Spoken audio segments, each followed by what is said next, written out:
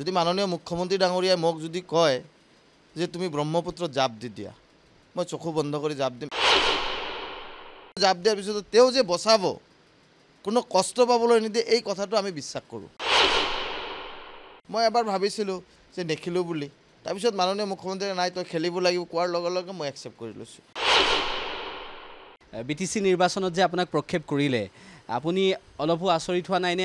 আগৰে পৰা আপুনি প্ৰস্তুত আছিল? চাওক, প্ৰথম কথা হৈছে আমি আমাৰ সভাপতি দিলীপ শইকীয়া ডাঙৰীয়া, যিজন দলীয় দায়িত্বত আছে, আৰু আমাৰ মাননীয় মুখ্যমন্ত্ৰী ডাঙৰীয়াক আমি লিডাৰ মানুহ।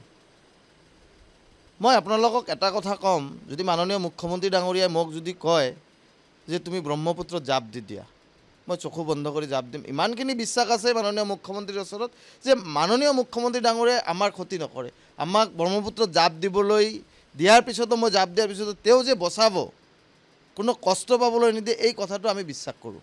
আৰু সেই বিশ্বাসৰ আধাৰত মাননীয় মুখ্যমন্ত্ৰী ডাঙৰীয়াই কি পৰিকল্পনা আছে মই নাজানো, মই এবাৰৰ কাৰণেও সোধা নাই। দুদিন আগত মাননীয় মুখ্যমন্ত্ৰী ডাঙৰীয়াই মোক কৈছে তই BTC নিৰ্বাচন খেলিব লাগে। মই এবাৰ ভাবিছিলোঁ যে নেখেলোঁ বুলি, তাৰপিছত মাননীয় মুখ্যমন্ত্ৰীয়ে নাই তই খেলিব লাগিব কোৱাৰ লগে লগে মই একচেপ্ট কৰি লৈছোঁ। মই কৈছোঁ হ'ব, আপুনি কৈছে মই খেলিম, কাৰণ আমাৰ তেওঁৰ ওপৰত বিশ্বাস আছে। প্ৰথমজন ব্যক্তি অসমৰ, মই ভাবোঁ যে তেওঁ ৰাজনৈতিকভাৱে, সামাজিকভাৱে, সাংস্কৃতিকভাৱে, বিভিন্নভাৱে, আধ্যাত্মিকভাৱে যদি একমাত্ৰ সফল ব্যক্তি আছে আৰু একমাত্ৰ অসমখনক আগুৱাই লৈ যোৱাৰ কাৰণে যদি চেষ্টা কৰিছে দিনে নিশাই, সেইজন হৈছে মাননীয় মুখ্যমন্ত্ৰী ডাঙৰীয়া। তেওঁৰ পৰিশ্ৰমৰ আগত, তেওঁৰ কৰ্মদক্ষতাৰ আগত আমি একোৱেই নহয়। তেনে ক্ষেত্ৰত তেওঁৰ মাৰ্গদৰ্শন আগত ৰাখি যেতিয়া আমি কাম কৰি যাব পাৰিম, নিজকে ধন্য অনুভৱ হয়।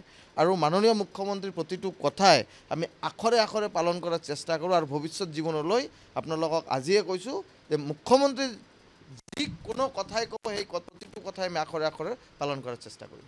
আপোনাক ধন্যবাদ জ্ঞাপন কৰিছোঁ আৰু আপোনাৰ ৰাজনৈতিক জীৱন আৰু অধিক উজ্জ্বল হওক। আৰু আগতীয়াকৈ অভিনন্দন জ্ঞাপন কৰিছোঁ। BTCত BJPৰ বতাহ কেনেকুৱা বলিছে, মই এইকেইটা দিনত কেইবাটাও সমষ্টি ঘূৰি, কেইবাখনো জিলা ঘূৰি মই সেয়া দেখিছোঁ আৰু প্ৰতিটো মুহূৰ্তৰ খবৰ আমাৰ দৰ্শকক জনাবলৈ চেষ্টা কৰিলোঁ। শেষত আপোনাৰ এই সংবাদ মাধ্যমৰ জৰিয়তে থুৰিবাৰীৰ ৰাইজক, BTCৰ জনতাক কি ক'ব বিচাৰিব?